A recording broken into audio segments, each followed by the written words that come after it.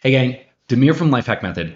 Right now, the world is getting hit with a huge curveball all at the same time. But even when this is all over, we still have curveballs that are coming at us in life. Divorces, business failures, death of loved ones, this stuff happens. And we don't know when it's going to happen, but we know that it's coming our way. So in this series, I'm going to be covering 4 steps that you can use to get through crises, to take back control, step into positive action, and create a new plan.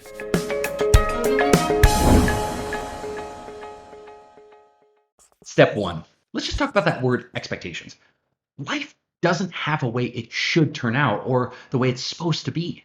Life has no judgments, it's completely neutral. But we as humans with these big, giant creative brains, we're the only animals that can relive the past or imagine the future. No other animal can do that. And of course, we use that ability to imagine a world that's fair.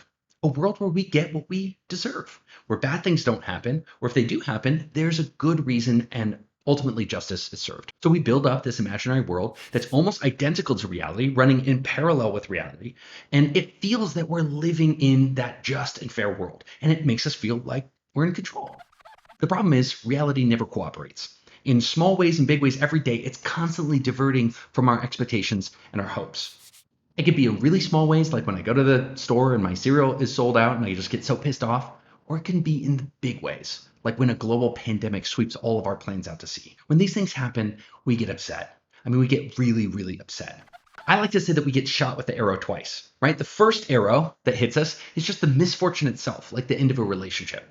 But then the second arrow is the arrow we shoot ourselves with. That's when our whole reality is shattered because we created this expected future and it didn't work out that way. And that shatters our illusion of control and fairness.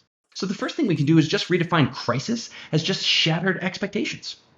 I mean, let's get real. We were always going to go through a pandemic. We just didn't know it yet. So the first arrow we got shot with is just the immediate loss and the misfortune of the pandemic itself. But then we get shot with the second arrow because all of our expectations shattered at the same time, me included. And we're mourning our shattered expectations about how our business would have gone, about how the economy should have gone, about how our retirement account should have grown. And we're all dealing with this stress at exactly the same time. It's heavy stuff. So let's get into solutions mode. How do we move forward, especially when it feels like our life is in ruins? First, we need to mourn. Robert Tabby from Psychology Today says that when we don't grieve properly, we stall the grieving process and we end up suffering from irritability and anger, and we keep obsessing and missing that thing. And we're hyper alert and we fear additional loss. And we have these behavioral overreactions and addictions and even apathy and numbness. Does any of that sound familiar to you? So whatever it was you lost, whatever expectation that was shattered along with it, it's time to complete the grieving process. And that means going through the 7 stages of grief, which are shock, right? That initial moment when we hear the bad news, denial, when we try to avoid the inevitable, anger, that frustrated outpouring of bottled up emotions, bargaining, where we hopelessly try to find a way out, depression, where we finally realize, hey, this is really happening, testing, where we seek realistic solutions, and finally, acceptance, where we find a way forward. Now, it can be hard to mourn everything in this pandemic because so much was turned upside down. It's like, where do I even start? Start with a list. Let me use my own life as an example. So obviously, at the top of that list, the big stuff that comes to mind first is we had investments that lost tremendous value and might even go under. We had a plan for our business that's not going to happen. And of course, you can work down to the middle of the list, the medium-sized stuff. I had a big vacation plan that I'd spent money on, and that's not going to happen anymore. I won't be able to see my family for Thanksgiving. I can't do that Spanish immersion course I paid for. Stuff at the middle of the list, medium stuff. But it's also okay to mourn the small stuff. I mean, don't post it on Facebook or you're going to look like an ass. But, I'm upset that I can't order my favorite stuff from Amazon, and I can't take a walk outside, and I can't go to my favorite cafe. Yes, I am telling you, mourn it all. The big stuff, the medium stuff, the small stuff. And it doesn't take long.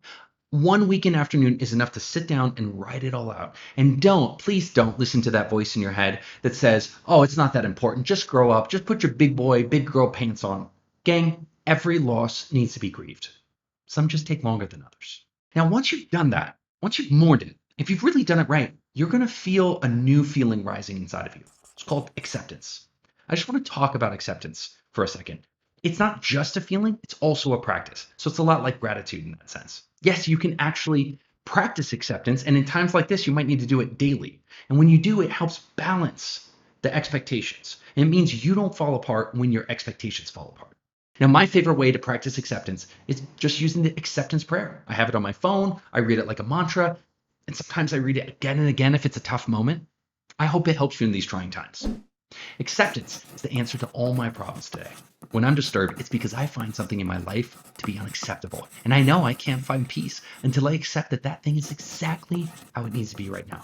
Nothing happens by mistake. So I need to focus more on changing my inner world, my attitudes and beliefs, and less on trying to change the outer. Here's my guarantee, and it's also the reason that I made this step 1 in a 4-step process. When you've done this the right way, you're going to be able to let go of those shattered expectations. You're going to be able to move on without resentment, no bitterness, and quite the opposite. You're actually going to start feeling grateful for the life lessons that you learned because of this thing. And you'll be eager to move on instead of dreading to move on. You're finally going to see the possibilities for the future that are unencumbered and unclouded by incomplete grieving. I love this quote. When anything tempts you to feel bitter, say not, this is misfortune, but to bear this worthily is a good fortune. That's Marcus Aurelius, the Roman emperor and Stoic philosopher.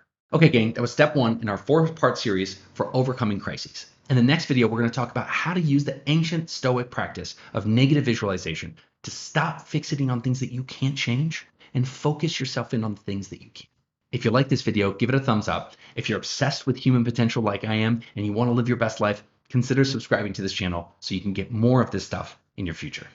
See you in that next video.